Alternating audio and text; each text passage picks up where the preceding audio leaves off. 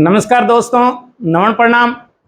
सांचौरी classes में आपका हार्दिक का स्वागत है, अभिनंदन है। दोस्तों, हम राजस्थान की आरपीएससी और राजस्थान अधीनस्थ बोर्ड है, जो राजस्थान कर्मचारी चयन बोर्ड है, यानी राजस्थान की समस्त भर्तियों का जीके, और उसमें भी हम राजस्थान की हिस्ट्री पढ़ रहे हैं, राजस्थान का इतिहास पढ़ रहे हैं। देखो, कॉलेज प्रोफेसर की भर्ती जो आई है वो इतिहास में अभी तक इतनी भर्ती जैसे अलग अलग सब्जेक्टों की दे रखी है, और आगे भी मुझे नहीं लगता कि मुश्किल से कोई भर्ती ऐसी आएगी। इसके अलावा आरपीएससी की खूब सारी भर्तियां हैं, चुनावी माहौल है, हमें हमारा काम साधना है, हमारे लक्ष्य को टारगेट करना है, हमें केवल हमारा ध्यान रखना है, दुनिया अपना ध्यान रखेगी। हमें हमारा ध्यान रखना है कि किस प्रकार गवर्नमेंट जॉब को, सरकारी जॉब को प्राप्त करें और एक नौकरी हमारे खाते में आ जाए, इतना ध्यान रखना। अपना सुधार संसार की सबसे बड़ी सेवा है। हमें दुनियादारी के सारे काम छोड़ करके हमें हमारी किताबों से दोस्ती करनी है, हमारी पुस्तकों से दोस्ती करनी है। पुस्तक हमारी सबसे वफादार दोस्त होती है, वो हमें देती है, लेती कुछ भी नहीं है। वो आपको कभी शॉपिंग करने को नहीं कहेगी, वो आपकी कभी मार्केट ले जाने को नहीं कहेगी, वो आपको कभी डेयरी मिल्क लाने को नहीं कहेगी, वो आपको कभी बर्थडे गिफ्ट का नहीं कहेगी, वो केवल आपको देगी देगी। आप उससे दोस्ती करोगे तो दुनिया के सबसे सर्वोच्च पद पे बैठाने का काम यदि कोई करेगी तो वो आपकी पुस्तक करेगी, आपकी किताब करेगी, और आपको शानदार जीना, आपको सम्मान के साथ जीना, आपको रेस्पेक्ट के साथ जीना, आपको दुनिया की होठों से आपकी काबिलियत के, तारीफ के पुल बंदे, ऐसा काम केवल कर सकती है तो वो पुस्तकें कर सकती है। तो हम आज के बाद इस पुस्तक के संसार से, किताबों के संसार से दोस्ती करेंगे और हमारे मकसद को साधेंगे। तो हम पढ़ रहे थे राजस्थान का इतिहास, और राजस्थान के इतिहास में हम पढ़ रहे थे सोनग्रा चौहानों का इतिहास। बड़ा गौरवशाली इतिहास है। जब हम वीरम देव की बात करें, कानड़ देव की बात करें, उससे पहले हमने पढ़ा क्या क्या सोनग्रा चौहानों के बारे में। हमने ये पढ़ा कि चौहानों की शाखा, हमने चौहानों की शाखा पढ़ी कि शाकंभरी सांबर के आसपास में वासुदेव चौहान ने 551 में सांबर झील का निर्माण करके उसके चारों ओर स्थापित किया साम्राज्य, इसलिए वो चाऊमान और अपभ्रंश होता होता चौहान हो गया। और बिजोलिया शिलालेख जो 1170 ईस्वी का है, उसमें चौहानों की उत्पत्ति वत्स गोत्रीय ब्राह्मण बताई गई है। और हमने ये भी पढ़ा कि किस प्रकार बिजोलिया शिलालेख में सोनग्रा चौहानों की जो राजधानी रहा जालोर, उसका उल्लेख किया गया है और उसे जबालीपुर के रूप में उल्लेख किया गया है। रटना नहीं है, तोता मैंने की तरह बिल्कुल नहीं रटना। आपके दिमाग के अंदर एक फिगर, एक आकृति बन जाए मानचित्रों के माध्यम से, और उसे हम स्टेप बाय स्टेप पढ़ेंगे। आपको आनंद आएगा। आनंद की घड़ियों में विचरण करिए। टेंशन नहीं लेना है कि पढ़ना है पढ़ना है पढ़ना है, और पूरे दिन ऐसा नहीं करना है कि पढ़ना है पढ़ना है पढ़ना है। बस घंटा, 2 घंटा, 4 घंटा जितना पढ़ते हो ना, पूरा समर्पण दीजिए उसमें। मोबाइल को दूर रखिए और पूरी दुनियादारी छोड़ करके बुक के ऊपर झुक जाइए। जालोर शब्द की उत्पत्ति कैसे हुई वो हमने सोनग्रा चौहानों के बारे में पढ़ा। जालोर की ऐतिहासिक पृष्ठभूमि क्या थी ये हमने पढ़ा कि उसकी ऐतिहासिक पृष्ठभूमि डॉक्टर दशरथ शर्मा ने कहा कि यहाँ गुर्जर प्रतिहारों का शासन रहा, यानी प्रतिहारों का शासन रहा। डॉक्टर दशरथ शर्मा ने प्रतिहारों का शासन के बारे में बताया। जबालीपुर के सोनगढ़ के सोरनगढ़ी किले का निर्माण डॉक्टर दशरथ शर्मा के अनुसार प्रतिहारों ने कराया।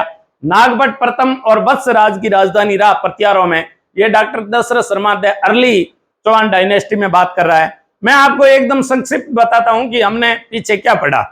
इसके बाद में हम डॉक्टर गौरीशंकर हीराचंद ओझा, उन्होंने उल्लेख किया कि यहाँ परमारों का शासन रहा, और मालवा के परमार मुंज ने यहाँ आक्रमण किया, और कालांतर में धारावर्ष ने जालोर के किले का, सोनगढ़ का, सोरणगिरी का पुनर्निर्माण करवाया। इस प्रकार कुंतपाल यहाँ रहा, विशल रहा, और कुंतपाल को एक दिया सरदार ने धोखे से मरवा दिया, और कीर्तिपाल ने सोनग्रा चौहानों की, परमारों के बाद में सोनग्रा चौहानों की नींव रखी। उसमें हमने जालोर की ऐतिहासिक पृष्ठभूमि में पढ़ा। जालोर की स्थिति, वर्तमान में जालोर कहाँ स्थित है, और जालोर से जैसे हमने सांचौर जिले को अलग बताया, फिर उनके पड़ोसी पाली को बताया, सिरोही को बताया और बाड़मेर को बताया। ये जालोर की स्थिति, जालोर की भू सामरिक स्थिति, भू राजनीति। अभी हम जो पढ़ेंगे वो होगा हमारा जालोर की भू सामरिक स्थिति और भू राजनीति, यानी उस समय वर्तमान में भू राजनीतिक में पाकिस्तान गुजरात दोनों से लगता है और बाड़मेर की एक सीमा सीधी पाकिस्तान से लगती है। लेकिन जब जालोर से सांचौर अलग जिला बन जाएगा तो ये हमारा सीमावर्ती जिला हो जाएगा, और सीमावर्ती जिला है जालोर और बाड़मेर और पाकिस्तान बिल्कुल तीनों के बीच में है। तो इसकी भू राजनीतिक स्थिति जबरदस्त होगी। और आज जितने भी युद्ध है और विश्व में यदि ताकत और शक्तिशाली कोई राष्ट्र बनाए वो अपनी भू राजनीतिक और भू सामरिक स्थिति के आधार पर बनाए। जैसे अमेरिका शक्तिशाली क्यों है? क्योंकि वो चारों ओर समुद्रों से घिरा है, और फिर अलास्का रूस रशिया के नजदीक है, उसने खरीद लिया।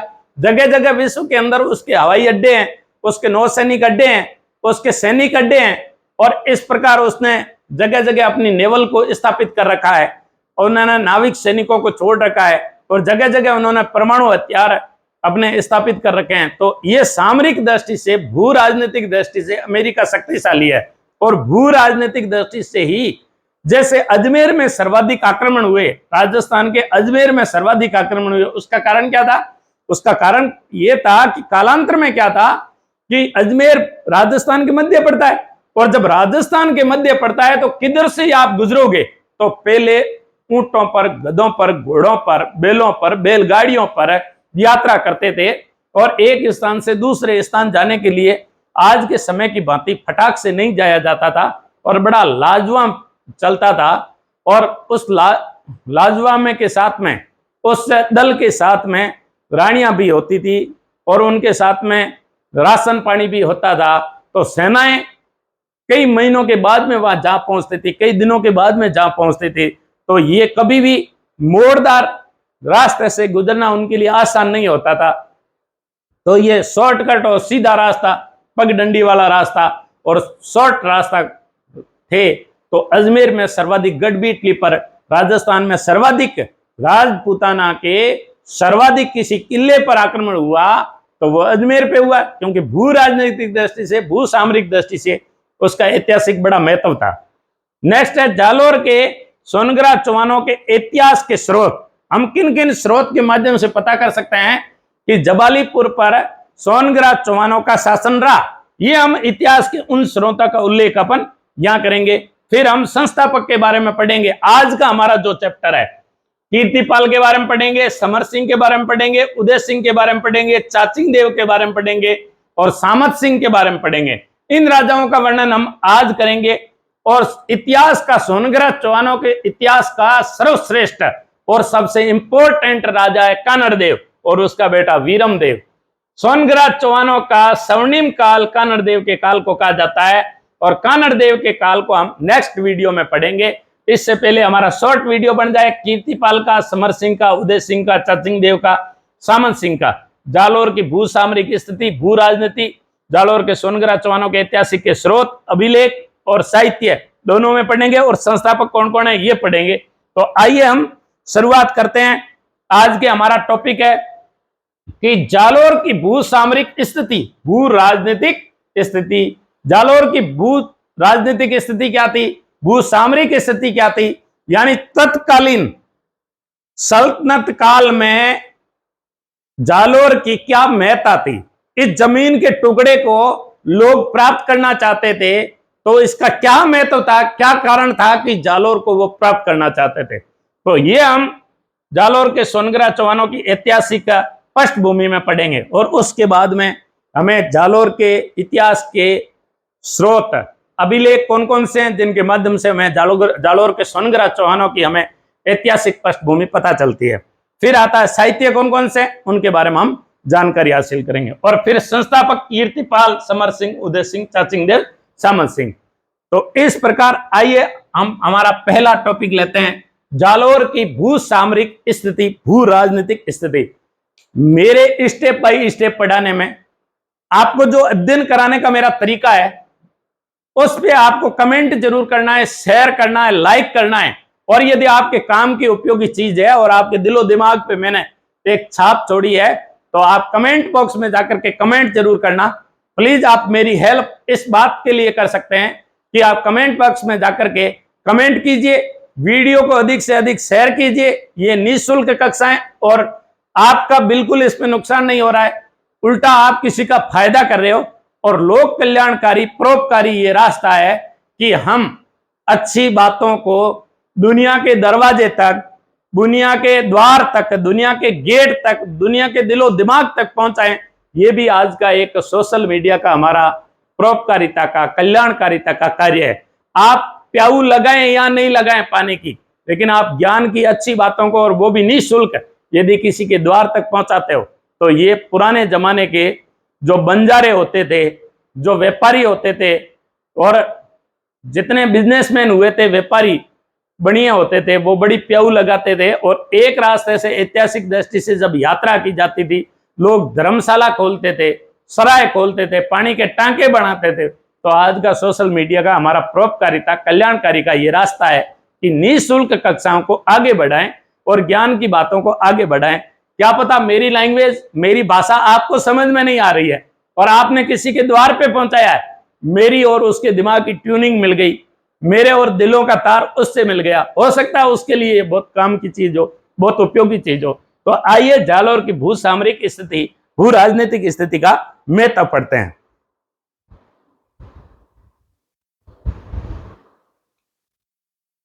देखो यहां ये हमारा जालोर यहां था, इस प्रकार जालोर था, ये जालोर यहां था। तो जालोर का सुवर्णगिरी गढ़ इधर था, इधर वर्तमान में और पड़ता है, इधर भीनमाल पड़ता है, इधर रानीवाड़ा पड़ता है, इधर सांचौर पड़ता है, इधर सायला पड़ता है और बागोड़ा पड़ता है। ये इस प्रकार जालोर है वर्तमान का। लेकिन ये जब रियासत था तब बाड़मेर भी इसके अधीन था, इसका मतलब सिंध का क्षेत्र था। इधर इन्होंने बाड़मेर के बाद में नाडोल को जीत रखा था, नाडोल को जीत रखा था और मंडोर का भी उल्लेख मिलता है। तो इस प्रकार मंडोर होते हुए उन्होंने मालवा के इन परमारों पर भी और मेवाड़ पर भी शासन किया और गुजरात का ये भाग, यानी इतनी बड़ी रियासत थी। इस रियासत से यदि दिल्ली से मालवा जाना था तो इस प्रकार ये रियासत टच होती थी, इसके स्पर्श करती थी, इसकी सीमा से होके जाना पड़ता था। कालांतर में बात करता हूं, मेवाड़ के ओवरलैप किया था उसने, और इस प्रकार हम उल्लेख मिलता है कि उसने नाडोल को भी जीता था। यानी सोनगरा चौहानों में नाडोल जीतने का उदय सिंह के माध्यम से जो हम पढ़ते हैं, सामत सिंह, उदय सिंह, समर सिंह, उदय सिंह ने नाडोल को भी जीता था, मंडोर को भी जीता था उसने। ये मंडोर जो वर्तमान में हमारा जोधपुर वाला भाग है, राव जोधा ने जोधपुर बचाया, उससे पहले मंडोर राठौड़ों की राजधानी था, तो मंडोर को जीता। यदि दिल्ली से गुजरात जाना था तो भी जालोर जो था वो बीच में आता था, जबालीपुर बीच में आता था, सोनगढ़ सुवर्णगिरी के नाम से था, ये बीच में आता था। इधर यदि आपको मुल्तान जाना है तो भी ये बीच में आता था। तो इस प्रकार भू सामरिक दृष्टि से दिल्ली से गुजरात, और गुजरात एक तटीय इलाका है, उस समय भी नावों के माध्यम से और छोटी छोटी नावों के माध्यम से विदेशी व्यापार होता था और आसपास में खूब सारी धन धान्य वाली स्थिति थी। तो इस प्रकार ये गुजरात से दिल्ली जाने का रास्ता, और इस प्रकार मकरान, मुल्तान और कराची से दिल्ली जाने का रास्ता, और मालवा से दिल्ली जाने के रास्ते में गुजरात के नजदीक पड़ता था जालोर। इसलिए जालोर की भू राजनीतिक स्थिति, भू सामरिक स्थिति यानी स्ट्रेटेजिक का जो स्थिति थी वो बेहतर थी। इसलिए हर व्यक्ति जो दिल्ली सुल्तान बनता था, दिल्ली सल्तनत पर अधिकार करता था, वो ये चाहता था कि जालोर हमारे जबड़े में हो, जालोर हमारे कब्जे में हो, जबालीपुर को कैसे जीता जाए, ये उसकी नींद हराम कर देता था जालोर। इसलिए जालोर पे आक्रमण हुए। तो हमने ये इसकी भू राजनीतिक स्थिति पढ़ी। आज भी कराची पाकिस्तान का सबसे विकसित बंदरगाह है, उस समय भी कराची, मुल्तान, मकरान इन क्षेत्रों में जाने के लिए जालोर से गुजरना पड़ता था। यदि मालवा से मकरान जाता है, मुल्तान जाना होता तो भी जालोर से गुजरना पड़ता था। सिंध जाना होता तो भी गुजरात होते हुए यदि जालोर की रियासत से कहीं ना कहीं जालोर की रियासत आड़े आती थी, और यहां कोई शक्तिशाली शासक बैठे और दिल्ली सल्तनत का रास्ता काटें, ये उनको गंवारा नहीं था दिल्ली सल्तनत को। इसलिए जालोर ने ये विदेशी आक्रमण को भी झेला और दिल्ली सल्तनत के आक्रमण को भी झेला। तो भू राजनीतिक स्थिति, सामरिक स्थिति, उसकी स्ट्रेटेजिक लोकेशन के अलावा हम आगे बढ़ते हैं कि इसके इतिहास के स्रोत। जालोर को अध्ययन के लिए हमारे पास में इतिहास के ऐसे क्या स्रोत है जिसके माध्यम से हम ये पता कर सकते हैं कि उस समय सोनग्रा चौहानों की एक ऐतिहासिक कैसे पृष्ठभूमि थी। ये जालोर है, जालोर में यहां पड़ता है रानीवाड़ा, और रानीवाड़ा से जब हम थोड़ा इधर जाते हैं तब एक मंदिर आता है, और वो मंदिर है सुंदा माता का मंदिर। सुंदा माता का मंदिर, सुंदा माता के मंदिर में सुंदा माता का शिलालेख लगा है, एक शिलालेख लगा है, उस पे एक लेख है, और वो विक्रम संवत 1319 का है। विक्रम संवत, विक्रम संवत। बिल्कुल आपको एक एक अभिलेख के बारे में, हम जालोर के इतिहास को जानने के दो स्रोतों का वर्णन करेंगे। इतिहास के स्रोत, जालोर को जानने के इतिहास के स्रोत, इसे हम देखो दो भागों में बांटते हैं। पहला हमारा जो भाग है, हमने जो शुरुआत की है वो है अभिलेख, यानी कौन कौन से अभिलेख में जालोर के सोनग्रा चौहानों का उल्लेख मिलता है, जालोर का इतिहास मिलता है। हमें परमारों का इतिहास अभी किसी भी साहित्यिक स्रोत से नहीं चाहिए। अब हम प्रत्यारों का नहीं, केवल सोनग्रा चौहानों का कौन कौन से अभिलेखों में उल्लेख किया गया है हम ये पढ़ेंगे। तो अभिलेख कौन कौन से हैं जिनसे हमें सोनग्रा चौहानों के सोनगढ़ जालोर के किले को कालांतर में कहा जाने लगा, ये अपभ्रंश शब्द बना था। इससे शुरुआत में सुवर्णगिरी पर्वत पे होने के कारण इसे सुवर्णगिरी कहा जाता था, ये इसे जबालीपुर कहा जाता था। तो इस सुवर्णगिरी किले के इतिहास के बारे में हमें अभिलेखों में क्या मिलता है, ये जानकारी हम अभिलेखों के माध्यम से पता करेंगे। इसके बाद में हमारे पास में आएगा साहित्य, यानी कौन कौन सा साहित्य जिससे हम सोनग्रा चौहानों का गौरवशाली इतिहास जान सकें। तो पहले हम अभिलेख में लेते हैं। मैंने पहला अभिलेख लिया है सुंदा माता का शिलालेख। जो सुंदा माता का लेख है, सुंदा माता का शिलालेख है, यहां सुंदा माता के शिलालेख जो लगा है 20 जुलाई 2010 को इसी सुंदा माता पर्वत के आसपास में भालुओं की अधिकता के कारण राजस्थान सरकार ने भालू अभ्यारण्य घोषित कर दिया, और यह राजस्थान का पहला भालू अभ्यारण्य है। इसी सुंदा माता पर्वत पे सुंदा माता मंदिर की यात्रा के लिए राजस्थान का पहला रोपवे, यानी खंभों पर खंबे लग जाते हैं और खंभों के ऊपर तार लग जाता है, और तार में एक ट्रॉली होती है, उस ट्रॉली में 4 जने 5 जने बैठ सकते हैं, और नीचे से ऊंचाई की ओर, ऊंचाई से नीचाई की ओर ऐसे 4-4 जने बैठ करके ट्रॉली में यात्रा करते हैं, उसे कहते हैं रोपवे। उसे हिंदी में कहते हैं रज्जू मार्ग, रज्जू यानी रस्सी का मार्ग, रज्जू मार्ग। प्राचीन ऐतिहासिक है, ये कोई आज का आविष्कार नहीं है। प्राचीन समय में एक पहाड़ को दूसरे पहाड़ को पार करने के लिए बीच में जब खाई होती थी, उस समय बड़े प्रशिक्षित योद्धा होते थे जो रस्सा बांध करके, हम नटनियों की कहानी पढ़ते हैं, नटों की कहानी पढ़ते हैं, नट जो अपने कर्तव्य दिखाने में सबसे ज्यादा होशियार क्यों हुए, क्योंकि वो एक स्थान से दूसरे स्थान जाने के लिए लोगों को कुशलता वाला कौशल देते थे। और वो आज का जो हमारा रोपवे है, आज की जो ट्रेनिंग है, ऐसे ही वो नटों का काम होता था। तो इसे कहते हैं, हिंदी में कहते हैं रज्जू मार्ग और इंग्लिश में कहते हैं रोपवे।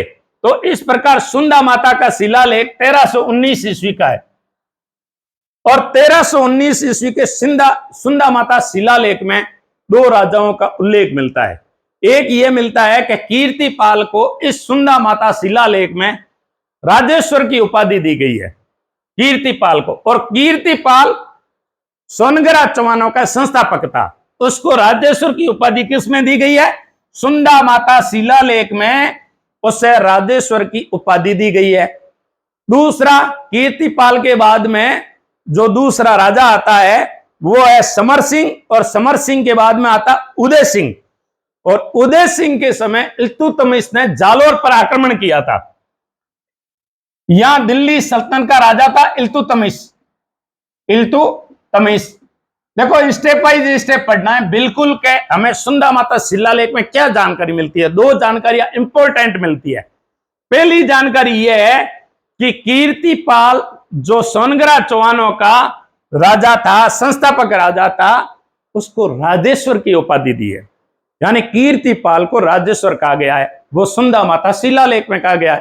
क्वेश्चन पूछा जा सकता है कि कौन से शिलालेख में नाडोल के अल्लण के बेटे और जालोर के सोनगरा चौहानों के संस्थापक कीर्तिपाल को राजेश्वर की उपाधि दी है? तो सुंदा माता शिलालेख में।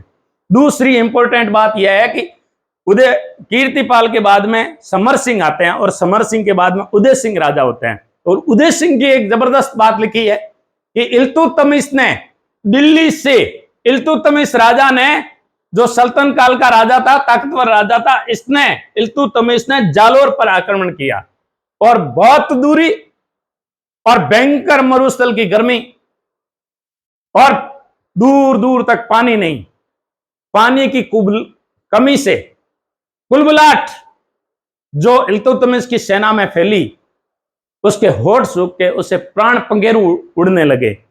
और ये भयंकर ऊपर गर्मी और पानी की कमी और ये टेढ़ा मेढ़ा रास्ता मरुस्थल, जहां केवल आपको पत्थर की टांगे ही ले जा सकती है। कहते हैं कि इल्तुतमिश की सेना यहां पहुंचते पहुंचते थक गई थी और आखिर हार करके इल्तुतमिश को उदय सिंह से संधि करनी पड़ी। यह हमें उल्लेख सुंदा माता के शिलालेख में मिलता है और सुंदा माता का शिलालेख विक्रम संवत 1319 का है। नेक्स्ट आगे पढ़ते हैं। दूसरा अभिलेख है, पहला अभिलेख सुंदा माता का अभिलेख, दूसरा अभिलेख है मकराना का शिलालेख। मकराना का शिलालेख, मकराना का शिलालेख। मकराना के शिलालेख में हमें कान्हड़ देव के बारे में जानकारी मिलती है और सबसे इंपॉर्टेंट जानकारी यह भी मिलती है कि मकराना का शिलालेख है वो ये कहता है कि कीर्तिपाल को मकराना के शिलालेख में शैव धर्म का संस्थापक संरक्षक बताते हुए जालोर के जांगलेश्वर महादेव मंदिर का निर्माण करवाया था। ये बात हमें मकराना के शिलालेख में मिलती है। मकराना का शिलालेख 1297 ईस्वी का है। कब का है? 1297 ईस्वी का।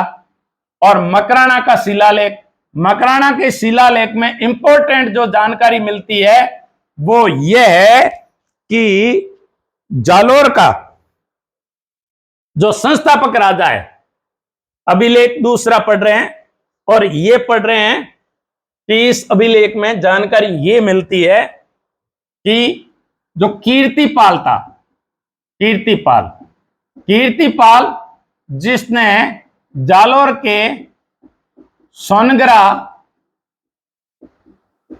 चौहानों के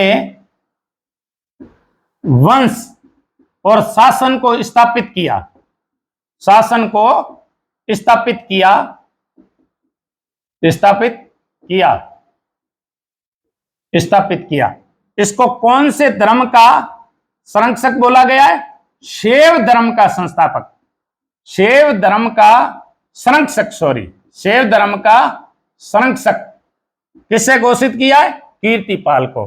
कौन से शिलालेख में? मकराना के शिलालेख में, मकराना के शिलालेख में। मकराना के शिलालेख में यह बात बताई है कि कीर्तिपाल जो सोनगरा चौहान था, सूरणगिरी पे जिसने अधिकार किया, और वो अधिकार किया 1181 ईस्वी में, 1181 ईस्वी में उसने सोनगरा चौहानों की नींव रखी सूरणगिरी पर, जबालीपुर पर।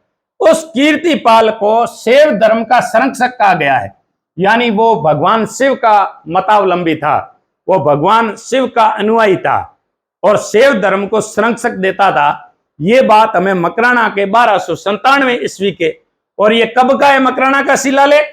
1297 ईस्वी का है, 1297 ईस्वी का है। और इसमें यह बात साबित होती है कि जबालीपुर के, सोनगढ़ के, सूरणगिरी के सोनगरा चौहानों का संस्थापक कीर्तिपाल शैव धर्म लंबावी था, मतानुयायी था, वो शैव धर्म को मानने वाला था, यानी वो किसका उपासक था? भगवान शिव का उपासक था। और ये बात हमें किससे पता चलती है? मकराना के शिलालेख से, और 1297 ईस्वी में। इतना ही नहीं, कीर्तिपाल शैव धर्म का संरक्षक होने के साथ साथ उसने शिव जी के मंदिर भी बनाए, और जालोर के अंदर जो मंदिर बनाया वो था जांगलेश्वर। जांगलेश्वर का मंदिर निर्माण कीर्तिपाल ने किया था। यह बात हमें मकराना के शिलालेख में मिलती है। अब देखो, मकराना या नागौर पड़ता है और नागौर में या मकराना पड़ता है, या मकराना पड़ता है। और इस नागौर में मकराना संगमरमर के पत्थर के लिए जाना जाता है, सफेद झक्कास पत्थर के लिए। और हमारा ताजमहल मकराना के पत्थर से बना है, संगमरमर से बना है। विश्व में अपनी उज्ज्वलता के लिए, अपने उज्जवल और झक्कास सफेदी के लिए जो पत्थर जाना जाता है वो है संगमरमर का पत्थर। हमारे राजस्थानी लोकगीतों में, मारवाड़ी लोकगीतों में जितने भी गवैये और किसी भी प्रकार के हमारे जो मिरासी लोग हैं, जो हमारे शानदार राजस्थान की संस्कृति को गवैये के रूप में आगे ले जाते हैं, उन्होंने, और लोकगीतों में औरतों ने, व्यक्तियों ने विभिन्न तरीके से मकराना के संगमरमर की भूरी भूरी प्रशंसा की है। वो है मकराना का पत्थर। और इसी मकराना में 1297 ईस्वी का मकराना शिलालेख लिखा है। उसमें कीर्तिपाल संस्थापक सोनग्रा चौहान को शैव धर्म का उपासक, शैव धर्म का संरक्षक बताते हुए जालोर के अंदर जांगलेश्वर मंदिर का निर्माण करवाया। ये बात हमें किससे पता चलती है? ये बात हमें पता चलती है जो मकराना के शिलालेख से पता चलती है। मकराना शिलालेख, सुंदा शिलालेख, ये एक दो शिलालेख हो गए जिनसे हमें जानकारी मिलती है। एक ये जो जालोर है, जालोर का जो किला है वो एकदम किला ऐसे सीधा है और सीधी पहाड़ी है, ऊपर से एक पत्थर लुढ़ गए, बड़ी से बड़ी सेना का तहस नहस कर सकता है। और इतिहासकार, ऐसे ऐसे इतिहासकार जैसे ताजुल मासिर का इतिहासकार खुद लिखता है, हसन निजामी, कि आज तक जालोर के सुवर्णगिरी को कोई मुस्लिम जीत नहीं पाया था, इतना इस प्रकार एकदम तिक्का है। तो वहां तोप चढ़ाना, पत्थर ले जाना कितना टेढ़ा काम होगा, बड़े भारी पत्थर ले जाना कितना टेढ़ा काम होगा। और बारूद, गोला बारूद के लिए जालोर के किले की तलेटी में एक तोपखाना बनाया गया, तोपों को रखने के लिए।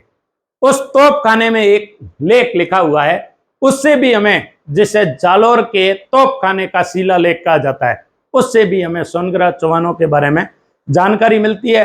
तत्कालीन सामाजिक, राजनीतिक, उनके रीति रिवाज, व्यक्तियों के रहने के ढंग, उनका किस प्रकार राजा के साथ में कैसे संबंध थे, पशुपालन कैसा था, ये भी जानकारी हम इन अभिलेखों से मिलती है। इसके बाद में हम, हमारा जो दूसरा टॉपिक है, अभिलेख के बाद में हमारे दूसरे टॉपिक पे आते हैं, और वो हमारा टॉपिक है साहित्य। साहित्य कौन कौन सा है जिससे हमें सोनग्रा चौहानों के बारे में जानकारी मिलती है। मुझे विश्वास है कि मेरी मेहनत आपको बड़ी पसंद आएगी। मैंने अभी ये बताया कि जालोर के सोनग्रा चौहानों के इतिहास के स्रोत दो तरीके से हमने, एक तो पढ़ा अभिलेख, अभिलेख में पढ़ा मकराना शिलालेख, और मकराना शिलालेख हमने बताया कि 1297 ईस्वी का है, 1297 ईस्वी का है। सुंदा माता शिलालेख हमने बताया कि विक्रम संवत 1319 का है। तो इसमें से अपन 57 निकालेंगे तो 1262 के आसपास का सुंदा माता का शिलालेख है। एक है तोपखाने का शिलालेख जो जालोर शहर में लगा है, और उसे कहते हैं जालोर प्रशस्ति। हमारा अगला टॉपिक था कि जालोर के चौहानों का जो जाने के ऐतिहासिक स्रोत है, अभिलेख के अलावा हमारे पास में साहित्य कौन कौन से हैं, और साहित्य हम संक्षिप्त पढ़ेंगे। देखो, पद्मनाभ, पद्मनाभ के दो साहित्य है, एक का नाम है कानड़देव प्रबंध और दूसरे का नाम है वीरमदेव सोनग्रारी बाट।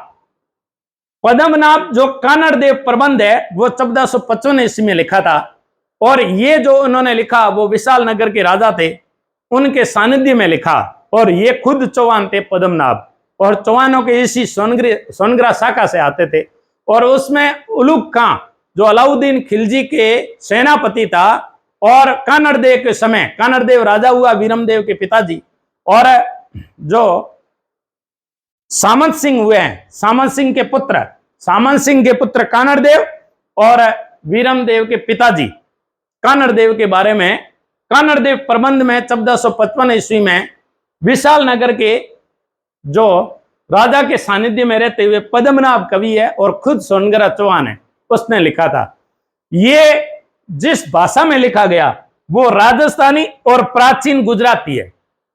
राजस्थानी क्योंकि जालोर गुजरात से लगा हुआ है, तो इस प्रकार ये गुजराती, प्राचीन गुजराती और हमारी राजस्थानी जो प्राचीन राजस्थानी है, इस प्राचीन राजस्थानी के मिश्र रूप में लिखा है और इसे डिंगल भाषा का रूप कहा जाता है। पश्चिमी राजस्थानी डिंगल और पूर्वी राजस्थानी पिंगल, और पिंगल के अंदर राजस्थानी प्लस ब्रज भाषा का उल्लेख होता है, और डिंगल में जो मारवाड़ी और गुजराती का उल्लेख होता है, इसलिए डिंगल। यह प्राचीन अपभ्रंश पश्चिमी राजस्थानी में लिखा गया एक साहित्य कानड़ देव प्रबंध।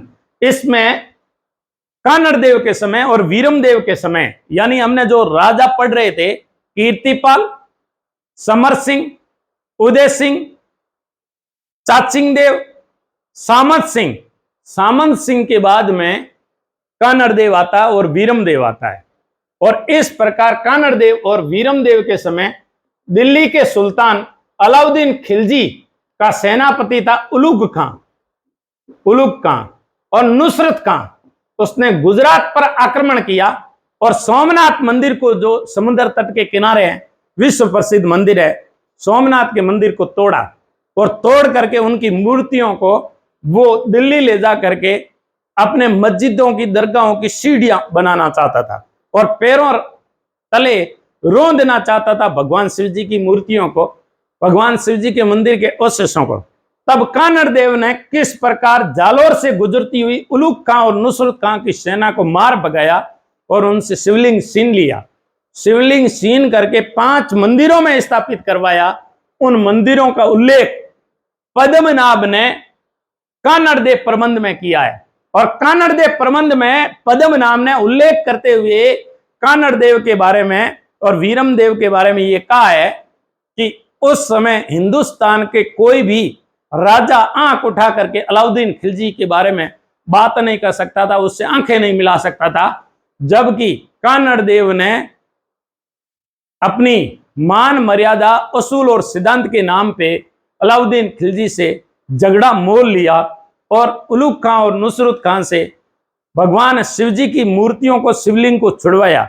ऐसा भी उसने उल्लेख किया कानड़ देव प्रबंध ने कि मां पार्वती कानड़ देव के सपनों में आई और सपनों में आकर के कहा कि पुत्र जा, उलुग खां और नुसरत खां शिवलिंग को तोड़ करके ला रहे हैं, और उसे वहां से झपट और उनको मार भगा। तब कहते हैं कि कानड़ देव उलुग खां और नुसरत खां को जालोर में रोका और शिवलिंग को वहां से उन्होंने लेकर के 5 मंदिरों की स्थापना की।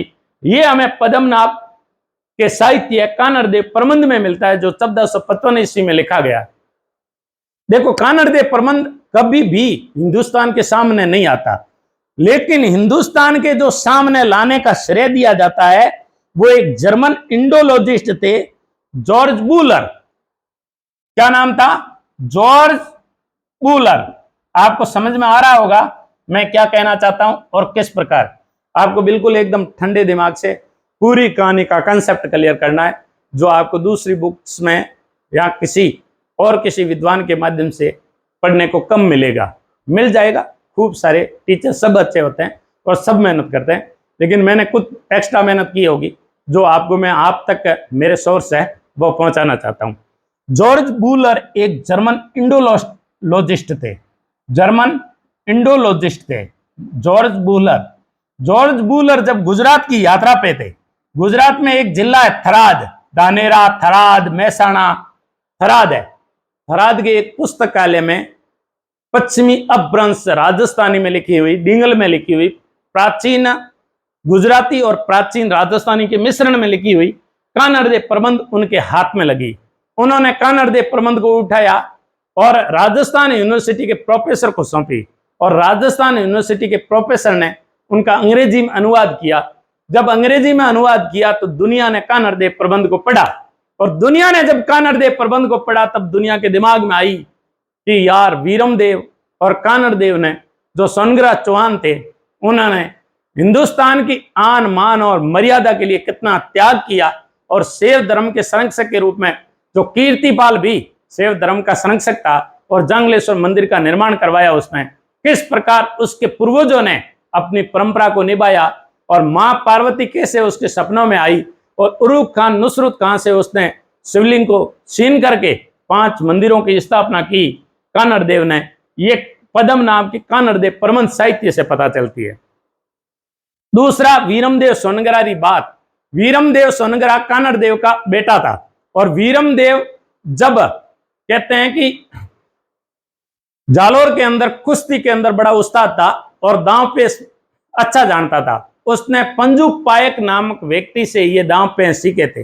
पंजू पायक नाम का व्यक्ति दिल्ली जाता है और वो अलाउद्दीन खिलजी के दरबार में रहता है।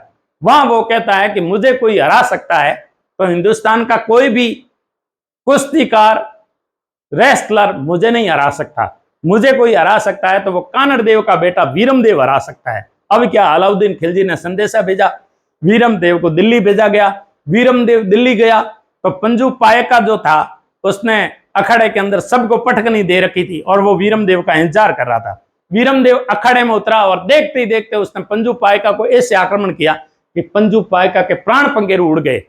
ये प्राण पंखेरु उड़ते हुए देख करके उधर शहजादी महलों के झरोके से देख रही थी, और महलों के झरोके से देखते हुए उसने अलाउद्दीन खिलजी को कह दिया कि मैं शादी करूंगी तो इसी वीरमदेव से करूंगी, नहीं तो आजीवन में कुंवारी रहूंगी। अब क्या था, फिरोजा से दिल दे बेटी पंजू पायका को जब पछाड़ा कुश्ती अखाड़े के अंदर, कहते हैं कि वीरमदेव ने जैसे तैसे करके उनको मनाया, उनके साथ गए, उनके माध्यम से भी मनाया और उनको कहा कि मैं एक छोटी सी रियासत का राजा का बेटा हूं और मैं जाकर के एक वहां गढ़ का निर्माण करता हूं, और गढ़ का निर्माण करके सारी साज सजा करके मैं फिरोजा को लेने के लिए आता हूं। लेकिन यहां आकर के उसने वापस संदेशा वीरमदेव ने भेजा कि मैं तेरे से शादी नहीं कर सकता।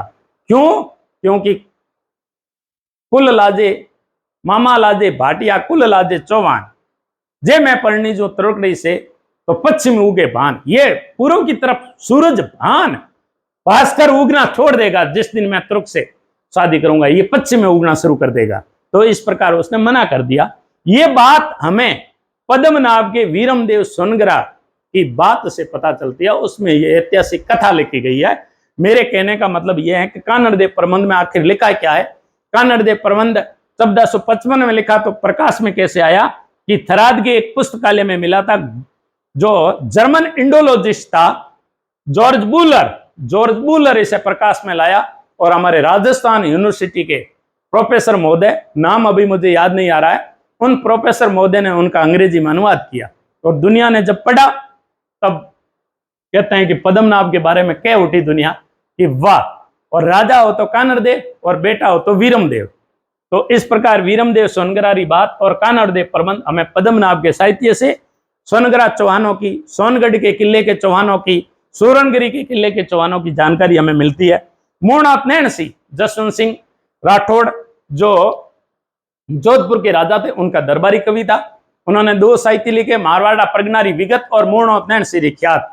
मूर्णनाथ नैन सिंह की ख्यात में उसने प्रेम कहानी को, फिरोजा की प्रेम कहानी को आधार बना करके कानड़ देव के ऊपर अलाउद्दीन खिलजी के आक्रमण का उल्लेख किया है। ये हमें मूर्णनाथ नैन सिंह के मूर्णनाथ नैन सिंह की ख्यात से पता चलती है। और मूर्णनाथ नैन सिंह की सबसे बड़ी बात यह है कि मूर्णनाथ नैन सिंह ने मूर्णनाथ नैन सिंह की ख्यात में सोनगरा चौहानों का संस्थापक कीर्तिपाल के बारे में बहुत ही सुंदर उक्ति कही है, और उन्होंने कहा है कि कितु एक महान राजा, कितु कैसा था, कितु एक महान राजा था। यह उल्लेख हमें कीर्तिपाल के बारे में जो मिलता है कि कितु एक महान राजा, मूर्णनाथ नैन सिंह ने अपने मुक्त कंठ से कीर्तिपाल की भूरी भूरी प्रशंसा करते हुए लिखा है कि कितु एक महान राजा। आगे भी पढ़ेंगे कितु एक महान राजा कैसे था, इसके बारे में भी हम पढ़ेंगे। तो ये मूर्णनाथ नैन सिंह की मारवाड़ा प्रगनारी विगत और मूर्णनाथ नैन सिंह की ख्यात, जिसके अंदर कानड़ देव का वर्णन मिलता है हमें और कीर्तिपाल का वर्णन भी मिलता है। आगे आते हैं डॉक्टर दशरथ शर्मा।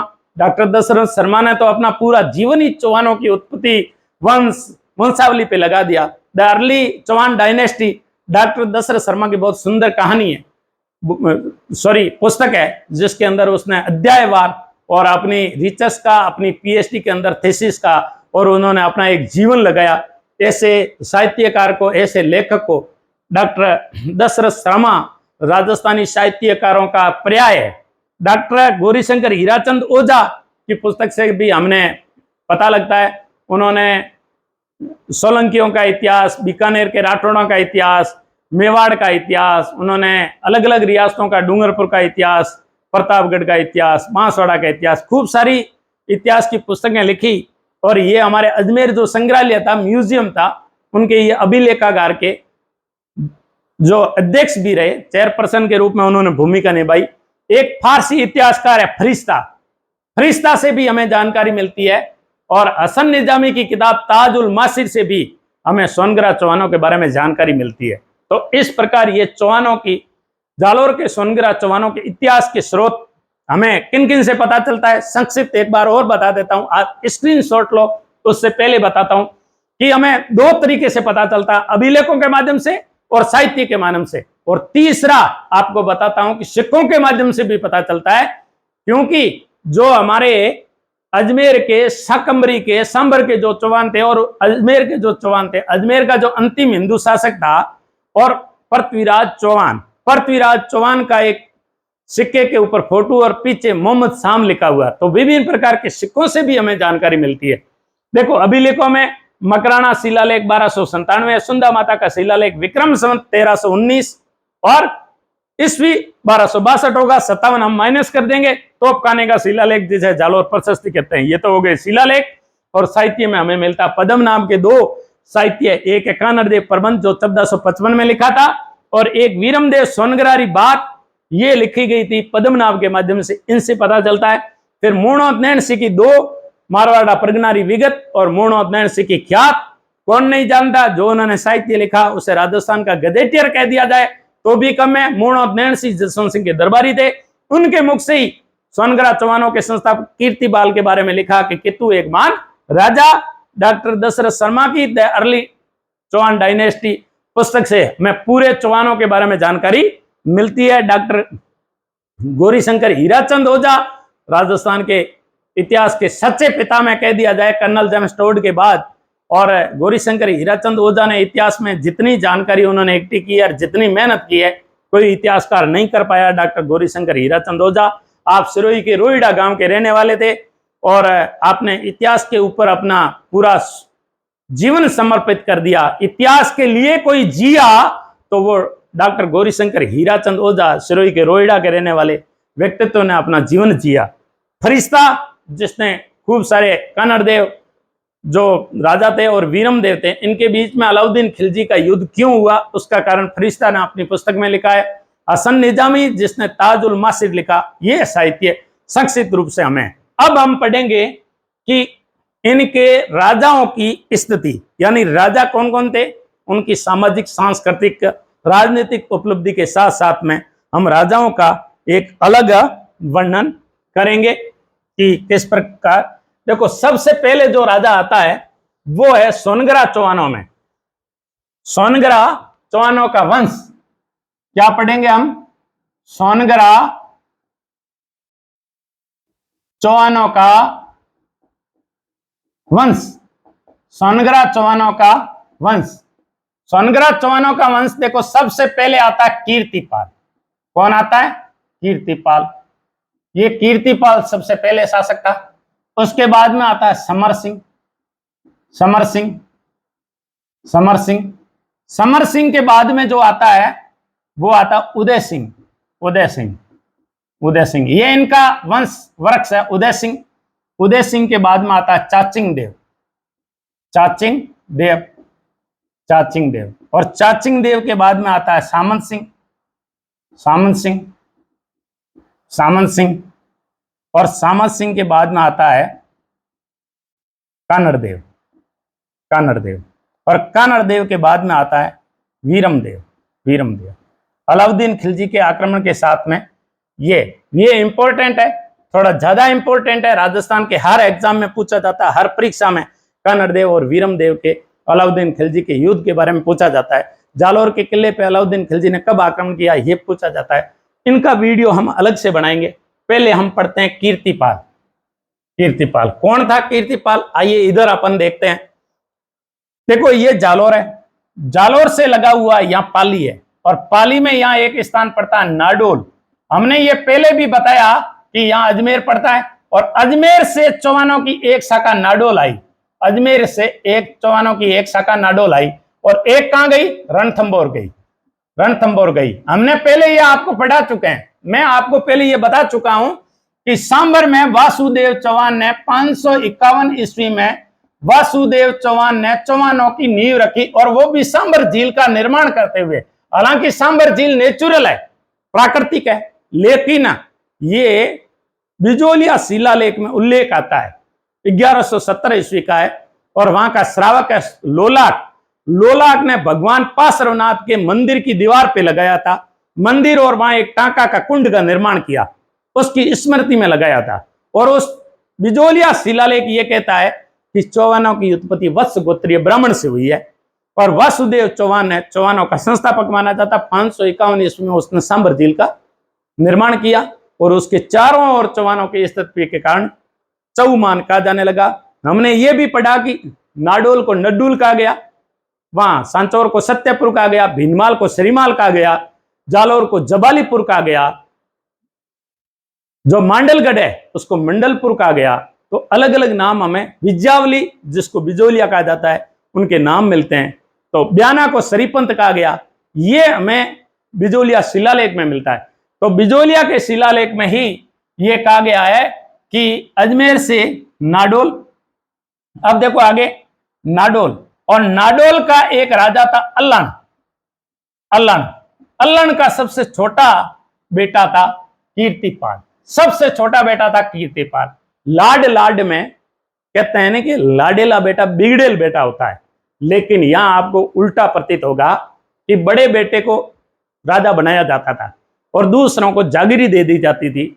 लेकिन ये लाडला बेटा जिसे 12 गांवों के छोटे से 12 गांव का एक जागीरदार बना गया, एक पाटवी बनाया गया और इस जागीरदार ने इस 12 गांवों के बल पे अपनी जो शक्ति संचित की, अपना साहस बताया, अपना बलिदान बताया, समर्पण दिया। बड़े काबिल तारीफ है कि कीर्तिपाल ने 12 गांवों की जागीरी रहते हुए उसने क्या किया कि यहां मेवाड़ पड़ता है, उसने मेवाड़ पर आक्रमण किया सबसे पहले। और मेवाड़ पर जब आक्रमण किया तब मेवाड़ का राजा था सामंत सिंह। कौन राजा था? सामंत सिंह। और सामंत सिंह का बेटा था कुमार सिंह, सामंत सिंह का बेटा था कुमार सिंह।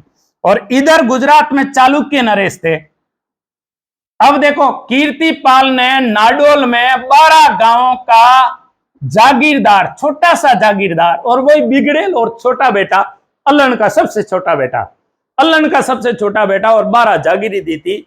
इसने क्या किया? चालुक्यों को दोस्त बनाया और चालुक्यों को दोस्त बना करके मेवाड़ के सामंत सिंह को हराया और 1177 में उसने मेवाड़ को जीत लिया।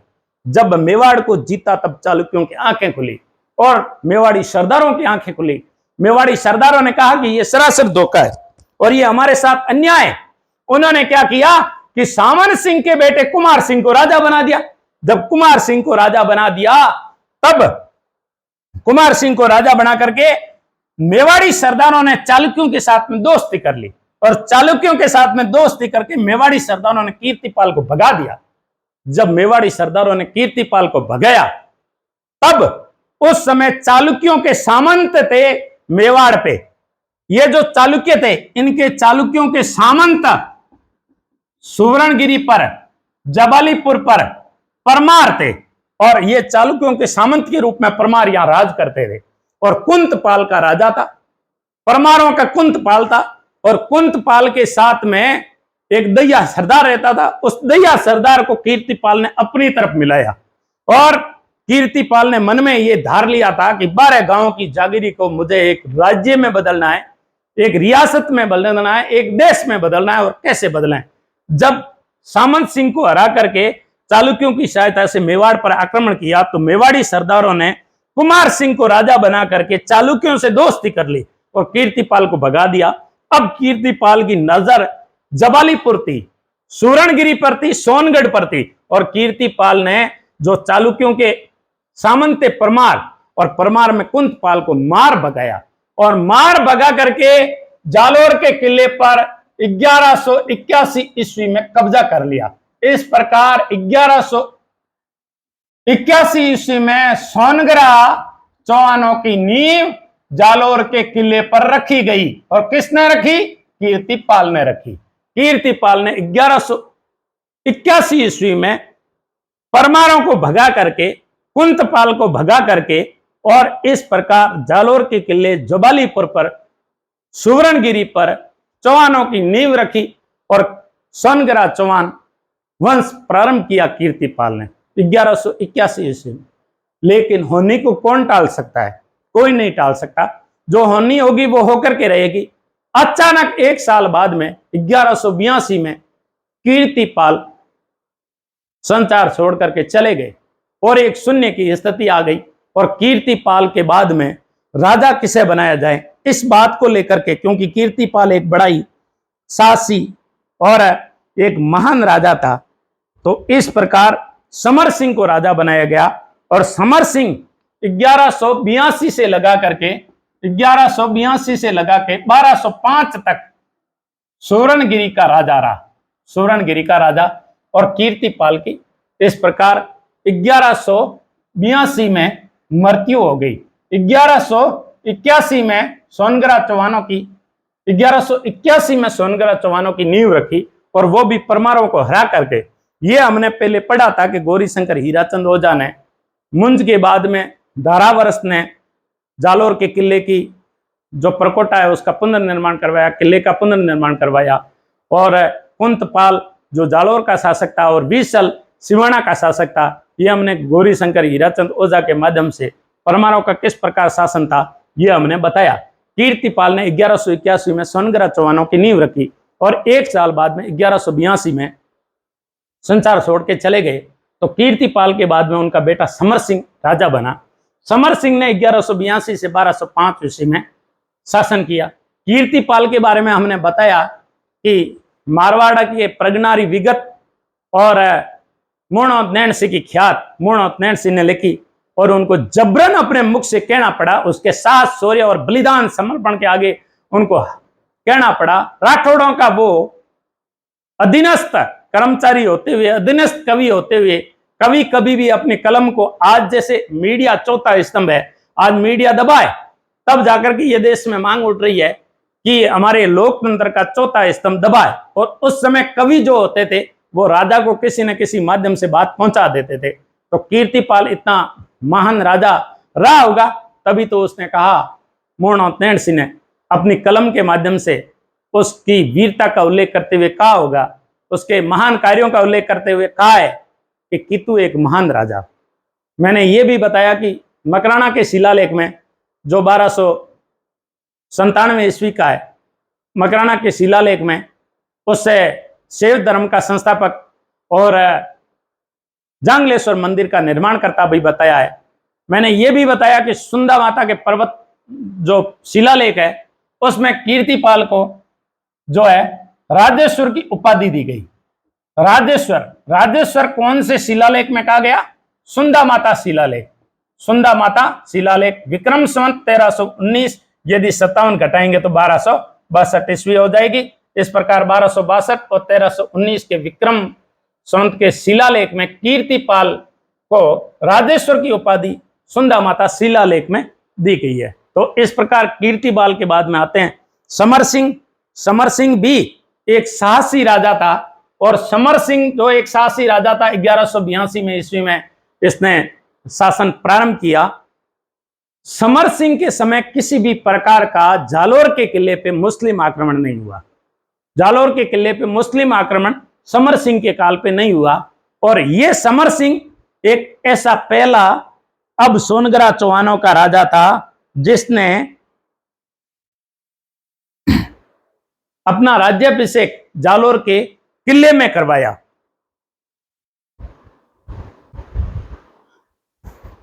अब देखो, हमने कीर्तिपाल के बाद में जो उसका संस्थापक था सोनगरा चौहानों का, समर सिंह की बात कर रहे थे। समर सिंह जालोर के, ये जो समर सिंह है ये जालोर के किले का पहला वो राजा था जिसका राज्याभिषेक कहां हुआ? जालोर के किले में हुआ। राज्याभिषेक जालोर के किले में हुआ। फिर समर सिंह की विशेषता यह थी कि उस समय यहां चालुक्य नरेश थे, चालुक्य नरेश, और चालुक्य नरेश था भीम सिंह द्वितीय। भीम सिंह द्वितीय, भीम सिंह द्वितीय थे। देखो हमने पढ़ा कीर्तिपाल ने मेवाड़ पर आक्रमण किया, कीर्तिपाल ने, और मेवाड़ पर आक्रमण करके मेवाड़ का जो राजा था सामंत सिंह और उनके पुत्र कुमार सिंह, सामंत सिंह को हराया था और चालुक्यों की सहायता से हराया। लेकिन इस समर सिंह ने एक कूटनीति का प्रयोग किया और कूटनीति का प्रयोग करके यह किया कि चालुक्यों से वैवाहिक संबंध स्थापित किए और चालुक्य नरेश भीम सिंह को अपनी बेटी लीला देवी का विवाह किया। किसका विवाह किया? लीला देवी का। किसने? समर सिंह ने। समर सिंह ने। समर सिंह पहला सोनगरा चौहानों का वो राजा है जिसका राज्याभिषेक सूरणगिरी दुर्ग में हुआ। सूरणगिरी दुर्ग का उसने परकोटे का निर्माण कराया। किसका? किले के परकोटे का निर्माण कराया। किले के परकोटे का, किले के परकोटे का निर्माण करवाया। किले के परकोटे का निर्माण करवाया किसने? समर सिंह ने। और समर सिंह का शासन 1182 से 1205 तक रहा। समर सिंह ने किले के परकोटे का निर्माण करवाया। समर सिंह पहला सोनगरा चौहानों का वो राजा था जिसका राज्याभिषेक सूरणगिरी गढ़ में हुआ। इसने वहां कोषागार स्थापित किया, इसने वहां शस्त्रागार स्थापित किया, यानी सूरणगिरी के गढ़ को बिल्कुल मजबूत किया और अपनी सामरिक दृष्टि से उसे उपयोगी बनाया, सैनिक दृष्टि से उसे मजबूत बनाया और विभिन्न प्रकार के निर्माण के कार्य किसने किए? समर सिंह ने। क्योंकि कीर्तिपाल तो स्थापना करने में लगा रहा और वो परिस्थितियों से जूझता रहा, फिर भी कीर्तिपाल ने ऐसी परिस्थितियों को जीत करके जब सोनगरा चौहानों की नींव रखी तब मरणोदय सिंह को कहना पड़ा कि कित्तू एक महान राजा। अब समर सिंह उसने अपनी कूटनीति का सहारा लिया और वैवाहिक संबंध स्थापित कर दिए चालुक्यों से। चालुक्यों में भी भीम सिंह को उसने अपनी बेटी लीला देवी का विवाह कर दिया। अब चालुक्यों की तरफ से जालोर पर आक्रमण होने बंद हो गए। जब जालोर के पर आक्रमण होने बंद हो गए तब कहते हैं कि उसने अपनी विभिन्न प्रकार की उपाधियां धारण की और इस प्रकार पहली बार उपाधि धारण करने का काम जो है समर सिंह ने किया। समर सिंह ने आसपास के खूब सारे क्षेत्रों को जीता था। उसने नाडोल को जीता, यहां पड़ता है नाडोल। पहली बार कीर्तिपाल के बाद में अपने कुल वंश के ऊपर, क्योंकि नाडोल के अलण का पुत्र था कीर्तिपाल, और उसने कीर्तिपाल के बाद नाडोल को अपनी साम्राज्य के अंदर मिलाने का कार्य किसने किया? समर सिंह ने। उसने नाडोल को जीता, इधर उसने बाड़मेर को जीता, बाड़मेर को जीता, बाड़मेर को जीतने के बाद में उधर उसने भीनमाल को जीता। समर सिंह ने भीनमाल को जीता और भीनमाल से आगे रानीवाड़ा और गुजरात की सीमा पे एक रियासत पड़ती थी रतनपुरा, उसने रतनपुरा को भी जीता। रतनपुरा को जीता, भीनमाल को जीता, नाडोल को जीता और बाड़मेर को जीता समर सिंह ने। और इस प्रकार अपनी जो मूल रियासत थी नाडोल, क्योंकि सांबर से अजमेर गए, अजमेर से चौहान नाडोल आए और नाडोल के ही चौहानों ने सोनगरा चौहानों की नींव रखी थी और कीर्तिपाल ने रखी थी। और कीर्तिपाल अलण का बेटा था, वो नाडोल का राजा था। अब इस समर सिंह ने नाडोल को भी जीत लिया और इस प्रकार जालोर रियासत में नाडोल का विलय हो गया। इस प्रकार उसने पहली बार नाडोल को जीतने वाला सोनगरा चौहानों में समर सिंह हुआ। समर सिंह के बाद में एक राजा आता उदय सिंह। अब देखो उदय सिंह के बारे में क्या क्या जानकारी हमारे पास में है। देखो उदय सिंह के बारे में पहले अपन सामरिक दृष्टि से देख लेते हैं। उदय सिंह के आसपास कौन था वो अपन देख लेते हैं। ये हमारा राजस्थान और यहां पड़ता है जालोर, और जालोर था अपना उदय सिंह। उदय सिंह, उसकी समर सिंह की मृत्यु के बाद उदय सिंह राजा बना। उदय सिंह का शासन है वो 1205 से 1257 के मध्य रहा। एक एक करके पढ़ते हैं। इधर दिल्ली सल्तनत थी, दिल्ली सल्तनत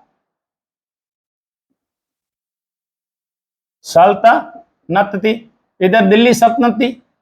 और इधर दिल्ली सल्तनत में यहां जो राजा था वो था इल्तुतमिश। इल्तुतमिश यहां राजा था इल्तुतमिश।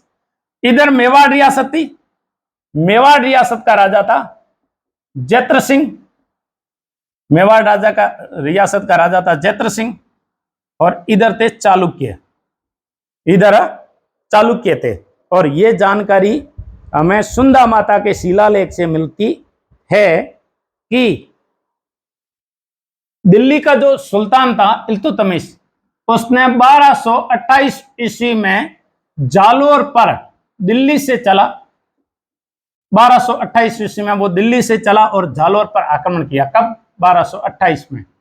लेकिन जब दिल्ली सल्तनत का राजा इल्तुतमिश दिल्ली से जालोर की तरफ बढ़ा, भयंकर गर्मी, मरुस्थल, सेना का बड़ा लवाजमा, दस्ते के दस्ते, साथ में उसने जितनी भी रानियां, उनको एक बड़े लवाजमे के साथ वो इधर एक मरुस्थल की एक छोटी सी रियासत सुवर्णगिरी को जीतने चला, जबालीपुर को जीतने चला, सोनगरा चौहानों को हराने चला। कहते हैं कि उसकी सेना प्यास के मारे और पानी की कमी से कुलबुलाहट उठी, तड़पने लगी, भूख से और प्यास से मरने लगी। और इल्तुतमिश ने फिर भी जालोर के किले पर आक्रमण किया, लेकिन वो जालोर के किले को जीत नहीं पाया। और जीत नहीं पाया तो एक ही उसके पास में उपाय था कि जालोर के राजा उदय सिंह से किस प्रकार संधि की जाए।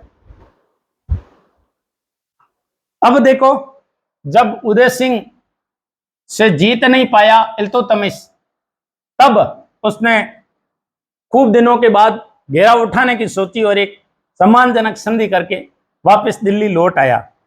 कहते हैं कि एक लेखक हुए हैं हसन निजामी, हसन निजामी, हसन निजामी की एक पुस्तक है जिसका नाम है ताज उल मासिर, ताज उल मासिर। हसन निजामी ताज उल मासिर में लिखता है कि जालोर का किला ऐसे खड़ा था और इस किले को आज तक कोई भी मुस्लिम इतिहासकार, मुस्लिम राजा, मुस्लिम सुल्तान जीत नहीं पाया था।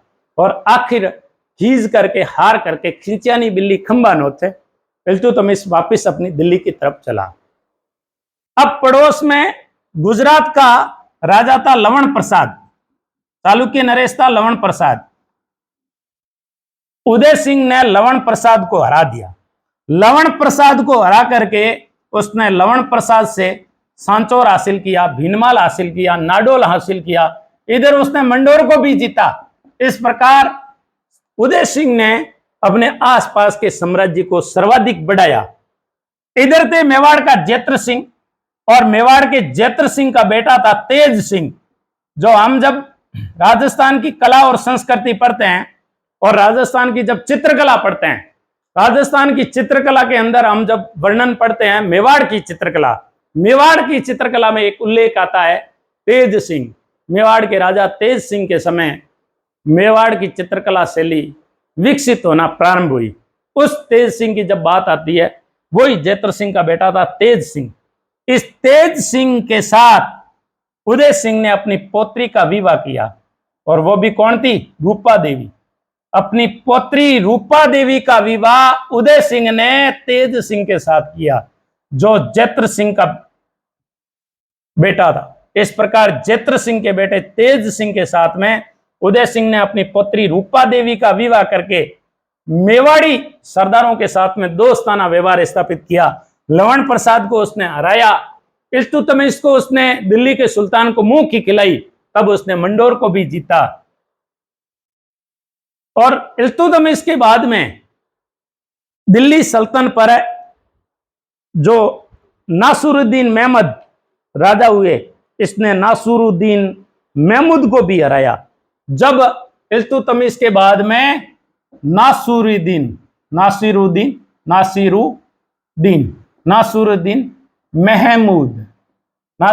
महमूद उसने 1254 ईस्वी में जालौर पर आक्रमण किया। नासुरुद्दीन महमूद ने 1254 पे आक्रमण किया और उदय सिंह ने उससे भी मार भगाया। इस प्रकार उदय सिंह एक का, कीर्तिपाल समर सिंह के बाद में एक का जो राजा हुआ, वो बड़ा ही ख्याति प्राप्त राजा था, और वो था उदय सिंह। उदय सिंह की उपलब्धि क्या रही कि इल्तुतमिश के युद्ध को उसने परास्त किया। 1228 में इल्तुतमिश ने आक्रमण किया, उसका आक्रमण विफल कर दिया। तब हसन निजामी ने अपनी ताजुल मासिर में उदय सिंह को जगह देते हुए कहा कि उदय सिंह के किले सुवर्णगिरी को आज तक इतिहास में कोई भी मुस्लिम, कोई भी सुल्तान राजा बादशाह हरा नहीं पाया था, उससे जीत नहीं पाया था, क्योंकि वो एक खड़ी पहाड़ी पर स्थित है। तो इल्तुतमिश को हराने का कार्य किसने किया? उदय सिंह ने। इल्तुतमिश के बाद में नासुरुद्दीन महमूद 1254 में राजा बना। नासुरुद्दीन महमूद ने दिल्ली पर जालोर पर आक्रमण किया। नासुरुद्दीन महमूद को भी हराया। दिल्ली के दो सुल्तानों को हराने का कार्य इल्तुतमिश को और नासुरुद्दीन महमूद को हराने का कार्य उदय सिंह ने किया। क्वेश्चन पूछा जा सकता है कि जालोर के किस राजा ने इल्तुतमिश और नासुरुद्दीन महमूद दोनों को हराने का कार्य किया?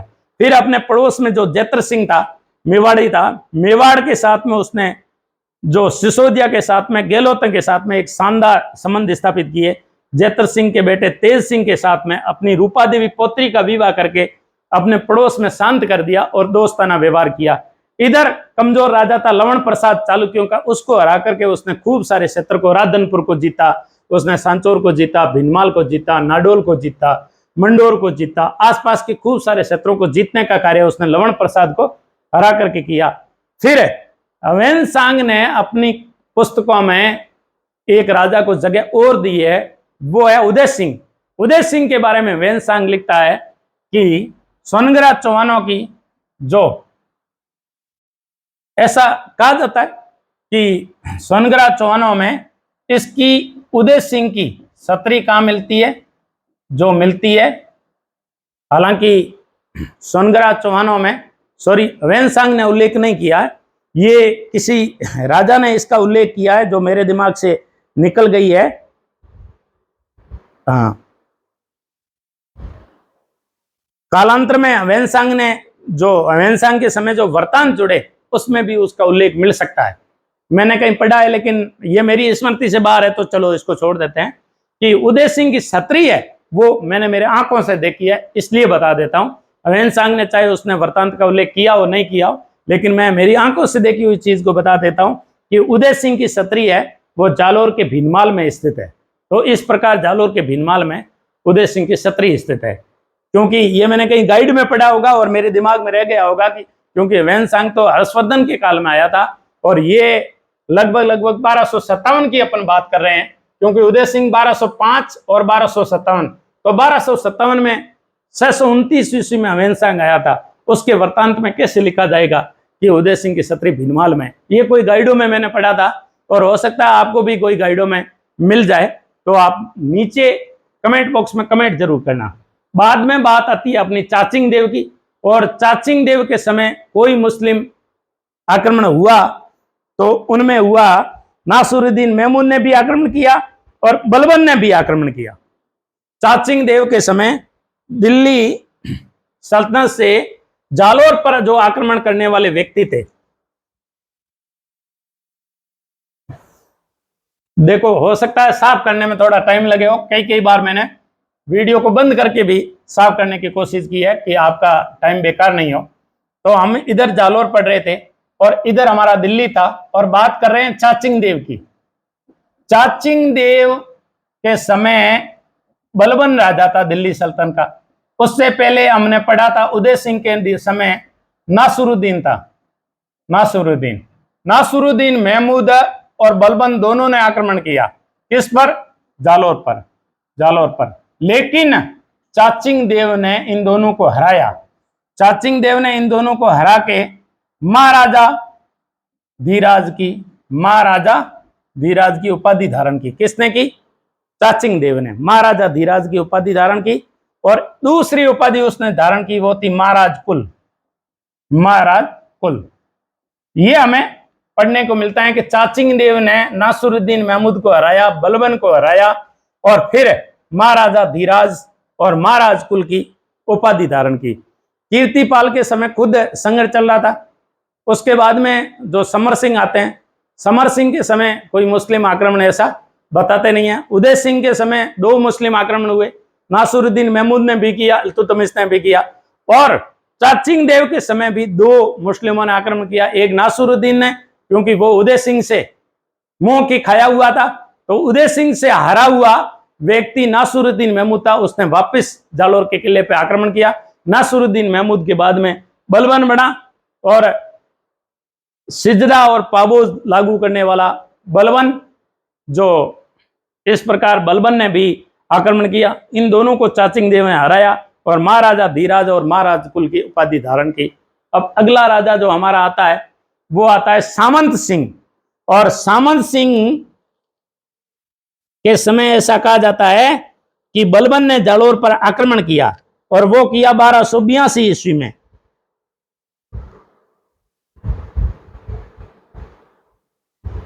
एक तो जो हमारा हम पढ़ रहे थे सामंत सिंह, देखो सामंत सिंह के समय क्योंकि सामंत सिंह बना 1282 में, सामंत सिंह जालोर का शासक बना 1282 में। और उस समय जो दिल्ली थी, दिल्ली का राजा अभी हमने नासुरुद्दीन महमूद के बाद में पढ़ा बलबन ने आक्रमण किया जालोर पर। बलबन ने आक्रमण किया और बलबन के बाद में एक व्यक्ति आक्रमण करने वाला था जलालुद्दीन खिलजी, जिसको मार करके अलाउद्दीन खिलजी राजा बना था। वो जलालुद्दीन खिलजी जलालुद्दीन खिलजी का भतीजा भी था और उसका दामाद भी था। किसका? जलालुद्दीन खिलजी। और जलालुद्दीन खिलजी के बाद में राजा बनेगा अलाउद्दीन खिलजी। और अलाउद्दीन खिलजी ने आक्रमण किया जालोर के किले पर। उस समय कानड़ देव राजा था और वीरम देव उनका बेटा था। वो कहानी हम प्रेम की कहानी अगली एपिसोड में पढ़ेंगे, अगले वीडियो में पढ़ेंगे। इससे पहले बताते हैं कि सामंत सिंह ने जब 1282 में राजा बना उस समय बलबन ने आक्रमण किया, बलबन को भी उसने हराया। और जलालुद्दीन आक्रमण करता करता अंतिम भाग जहां गुजरात पाकिस्तान जो सिंध का प्रदेश था वो मिलता था, उसने सांचौर तक आक्रमण कर दिया, सांचौर तक। तो सांचौर यहां जो बाघेला राजा थे, बाघेला राजा सारंगदेव की सहायता से इस सामंत सिंह ने जलालुद्दीन को मार भगाया। इस प्रकार जब सामंत सिंह ने जलालुद्दीन को मार भगाया और खुद बुढ़ा हो गया, तब उसने देखा कि अब बूढ़े हो गए हैं और अब अपन शासन नहीं कर सकते, अपने बलबन को हरा दिया। जलालुद्दीन खिलजी को बाघेला सरदार सारंगदेव की सहायता से सांचौर के आक्रमण को विफल किया और अब अपनी नहीं चलने वाली है और अपने तलवार में इतना बल नहीं है। तब कहते हैं कि सामंत सिंह ने एक दिन ठंडे दिमाग से सोचा कि क्यों ना अपन भगवान की शरणों में चले जाएं, मोक्ष प्राप्ति के लिए अपने कुछ करना होगा। आज तक किया वो बहुत किया। कहते हैं कि उसके बाद में सामंत सिंह ने अपनी जीवित रहते हुए अपनी पद को, अपनी गद्दी को और अपने राजशाही को, कहते हैं कि कानड़ देव को 1305 ईस्वी में सौंपा और कहा कि अब आप राज करो, हम चले भगवान की शरणों में। कहते हैं कि इस प्रकार सामंत सिंह ने 1305 ईस्वी में अपने बेटे कानड़ देव को 1305 में राजगद्दी सौंप दी। और अगला हमारा जो वीडियो होगा वो कानड़ देव और वीरम देव के बारे में होगा। और जलालुद्दीन के बाद में जो दिल्ली का सुल्तान बनेगा एक अलाउद्दीन खिलजी की बेटी थी फिरोजा। और वीरम देव की प्रेम अमर कहानी को पढ़ना न भूलें, देखना न भूलें। और कानड़ देव के साहस और शौर्य को, किस प्रकार उसने साहस और शौर्य से काम लिया और राई के भाव राते गए, वो कहानी हमें पढ़ने को मिलेगी अगले एपिसोड में। कानड़ देव और वीरम देव और अलाउद्दीन खिलजी के 1311 ईस्वी का जालोर के आक्रमण के बारे में। आपको वीडियो कैसा लगा? पसंद आया? कमेंट बॉक्स में मेरे द्वारा की गई गलतियों को उल्लेख करना है।